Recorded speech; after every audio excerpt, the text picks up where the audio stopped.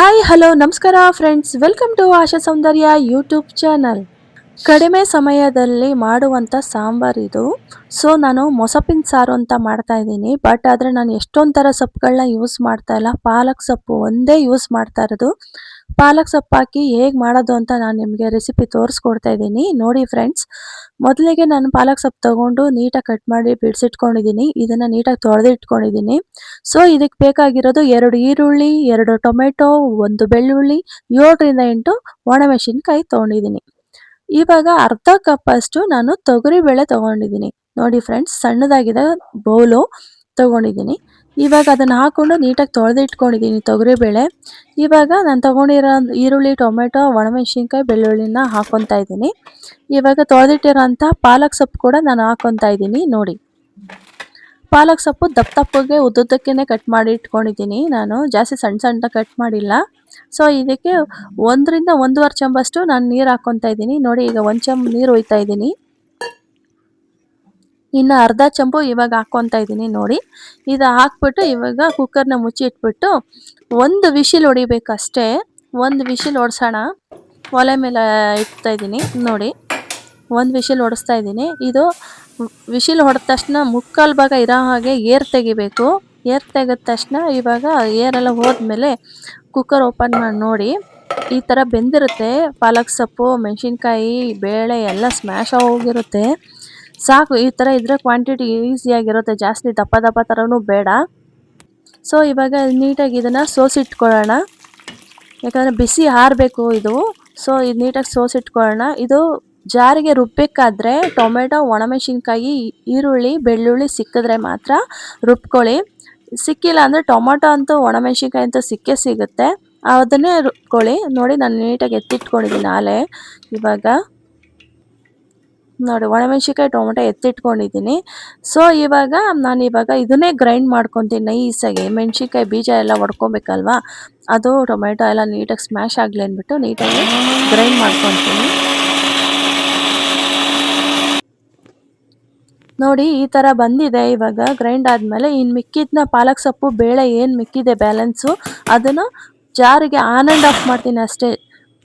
ರುಬ್ಬಕ್ಕೆ ಹೋಗಲ್ಲ ಜಾಸ್ತಿ, ಅದು ಹೀಗೆ ಇರಬೇಕು, ತರಿಯಾಗಿರಬೇಕು. ನೋಡೋಣ ನೋಡಿ, ಊಟ ಮಾಡ್ತಾ ಇದ್ರೆ ಬಾಯಿ ಸಿಗಂಗಿರಬೇಕು ಪಾಲಕ್ ಸೊಪ್ಪು, ಆ ಥರ ಟೇಸ್ಟಿಯಾಗಿರುತ್ತೆ, ತುಂಬ ಚೆನ್ನಾಗಿರುತ್ತೆ. ಈ ಥರ ರುಬ್ಬಿಟ್ಕೊಳ್ಳಿ ಗಟ್ಟಿಯಾಗಿ.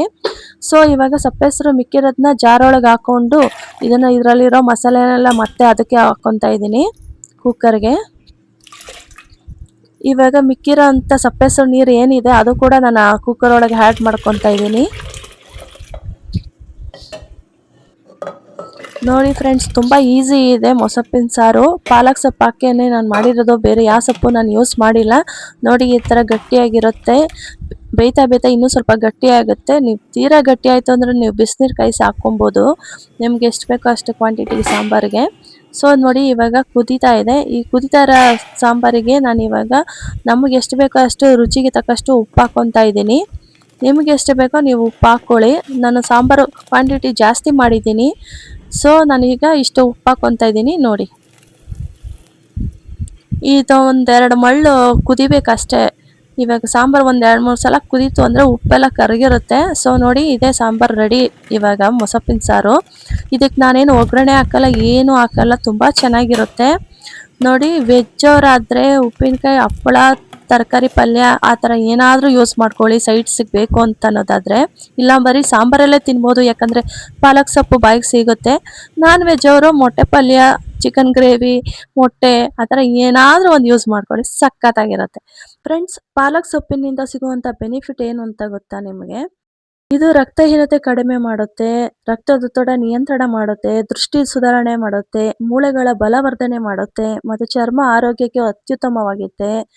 ಗರ್ಭಿಣಿಯರಿಗೆ ಮತ್ತು ತೂಕ ಇಳಿಸಿಕೊಳ್ಳಲು ಬಯಸುವವರಿಗೆ ಇದು ದೈನಂದಿನ ಆಹಾರದಲ್ಲಿ ಊಟ ಮಾಡ್ತಾ ಇದ್ರೆ ತುಂಬ ಒಳ್ಳೆಯದಂತೆ ನೋಡಿ. ನೀವು ಯೂಸ್ ಮಾಡಿ, ಸಖತ್ತಾಗಿರುತ್ತೆ.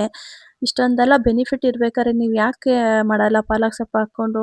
ಇನ್ನೂ ಎಷ್ಟೊಂದು ಥರ ಸೊಪ್ಪೆಲ್ಲ ಯೂಸ್ ಮಾಡ್ತೀರಾ, ಬಟ್ ಆದರೆ ನಾನು ಇದೊಂದೇ ಯೂಸ್ ಮಾಡೋದು. ಸಖತ್ತಾಗಿರುತ್ತೆ ಪಾಲಕ್ ಸೊಪ್ಪು, ಈಸಿಯಾಗೂ ಬಿಡಿಸ್ಬೋದು. ಇಲ್ಲ ಅಂದರೆ ನೀಟಾಗಿ ಬೇರು ಸಮೇತ ಸೈಡಲ್ಲಿ ಟಕ್ ಅಂತ ಕಟ್ ಮಾಡಿಬಿಟ್ಟು ಟಕ ಟಕ ಅಂತ ಸೊಪ್ಪನ್ನ ಕಟ್ ಮಾಡಿಬಿಟ್ರೆ ಈಸಿ. ನೀಟಾಗಿ ತೊಳೆದ್ಬಿಟ್ರೆ ಒಂದು 3-4 ಸಲ ಮಸ್ತ್. ನನಗಂತೂ ಇದು ಈಸಿ ಆಗುತ್ತೆ ಫ್ರೆಂಡ್ಸ್. ಅದಕ್ಕೋಸ್ಕರ ನಾನು ಈ ಮೊಸಪ್ ಸಾರು ನಾನು ಮಾಡ್ತಾ ಇದ್ದೀನಿ. ನೋಡಿ ನೀವು ಒಂದ್ಸಲ ಟ್ರೈ ಮಾಡಿ. ತುಂಬಾ ಕಡಿಮೆ ಸಮಯದಲ್ಲಿ ಮಾಡುವಂತ ಸಾಂಬಾರ್ ಇದು. ನೀವೊಂದ್ಸಲ ಟ್ರೈ ಮಾಡಾದ್ಮೇಲೆ ಹೇಗ್ ಬಂತು ಏನು ಅಂತ ಕಮೆಂಟ್ ಮಾಡಿ ಹೇಳಿ. ಫ್ರೆಂಡ್ಸ್, ಆಶಾ ಸೌಂದರ್ಯ ಯೂಟ್ಯೂಬ್ ಚಾನಲ್ಗೆ ಯಾರೆಲ್ಲ ಸಬ್ಸ್ಕ್ರೈಬ್ ಆಗಿಲ್ಲ ದಯವಿಟ್ಟು ಸಬ್ಸ್ಕ್ರೈಬ್ ಆಗಿ, ಲೈಕ್ ಕೊಡಿ, ಶೇರ್ ಮಾಡಿ, ಕಮೆಂಟ್ ಮಾಡಿ. ಇನ್ನಷ್ಟು ವಿಡಿಯೋಗೋಸ್ಕರ ಕಾಯ್ತಾ ಇರಿ. ಟಾಟಾ, ಬಾಯ್ ಬಾಯ್, ಸಿ ಯು.